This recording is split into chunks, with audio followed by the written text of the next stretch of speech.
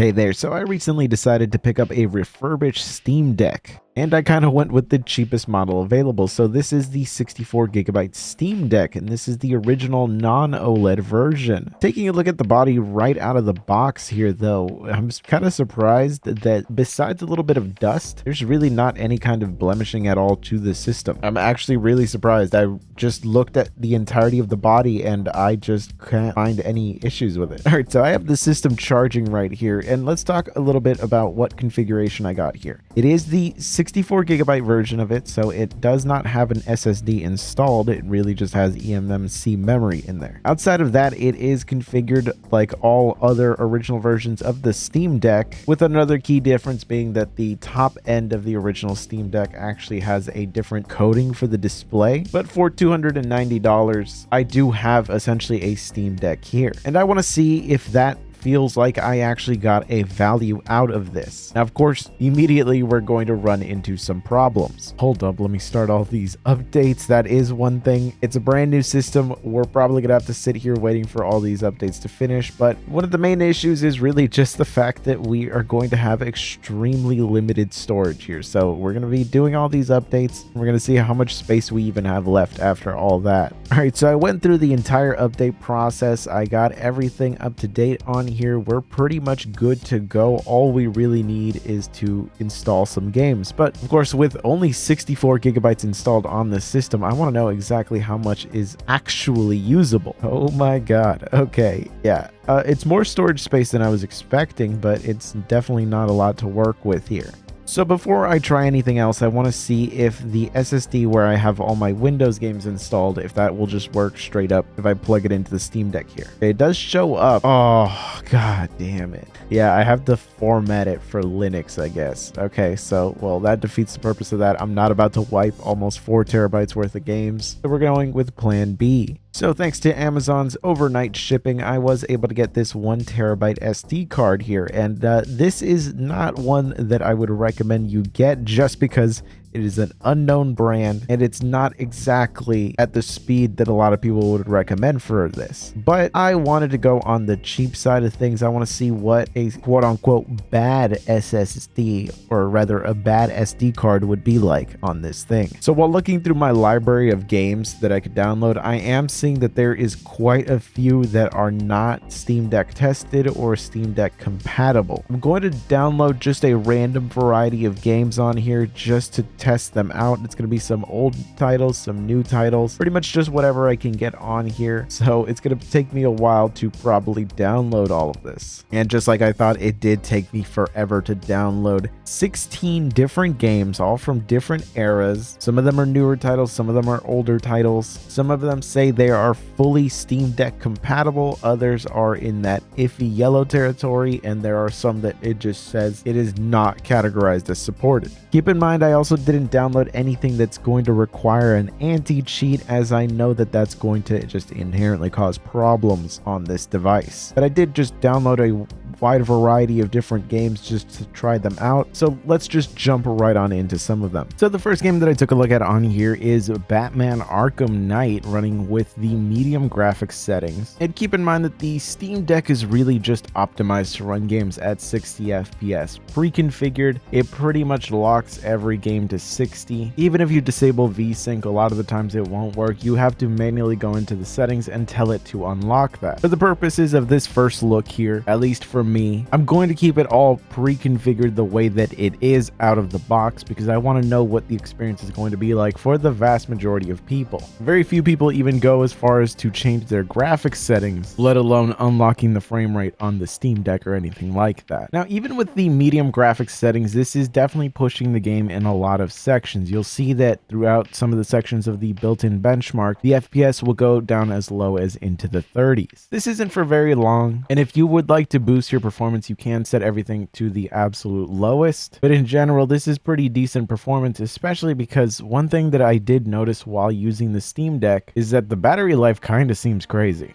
I decided to also try out Call of Duty Infinite Warfare because it was one of the Call of Duty games that I had in my library that it said was actually Steam Deck supported. And I would say that, yeah, overall the experience was pretty rock solid. This was a mixture of medium and low graphics settings. And like this, the performance was pretty much rock solid throughout all of it. There were very few segments where the FPS would drop. And in general, this was a really nice gaming experience. So another W, but of course we are looking at titles that are relatively old.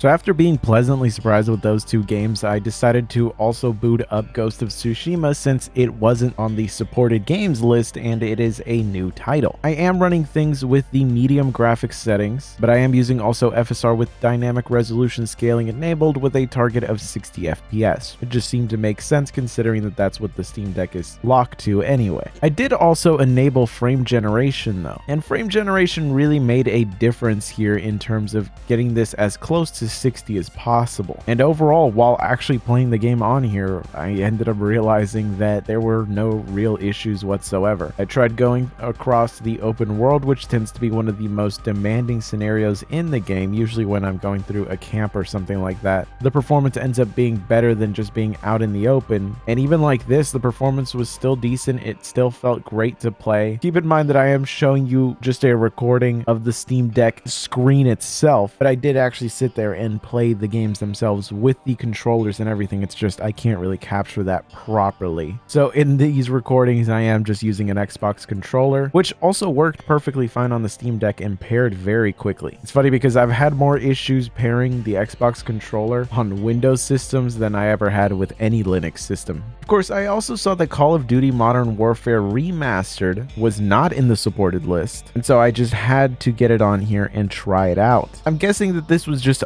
untested because it ran perfectly fine on here. I went through two different missions. Right here, you're looking at the first one that I did one mission just playing with the Xbox controller, and of course I also did another mission just actually playing with the system normally, and in both scenarios it did a great job. I didn't really encounter any problems whatsoever. With a mixture of mostly low but some medium graphics settings, the performance here was pretty much locked at 60 almost all the time, so a great result all around. I also did decide to try out Dying Light 2, and I opened up the game itself. I went into the settings and immediately it defaulted to the very low graphics settings and with FSR at performance. So I figured, alright, I'll just test it out like this. I didn't really need to adjust anything. Once it actually started doing its thing, that's where things became a little surprising, in all honesty. The moments where the FPS would drop are usually just when it was loading things in between scenes, but when you're actually in the scenes themselves, for the most part, it was holding up pretty well.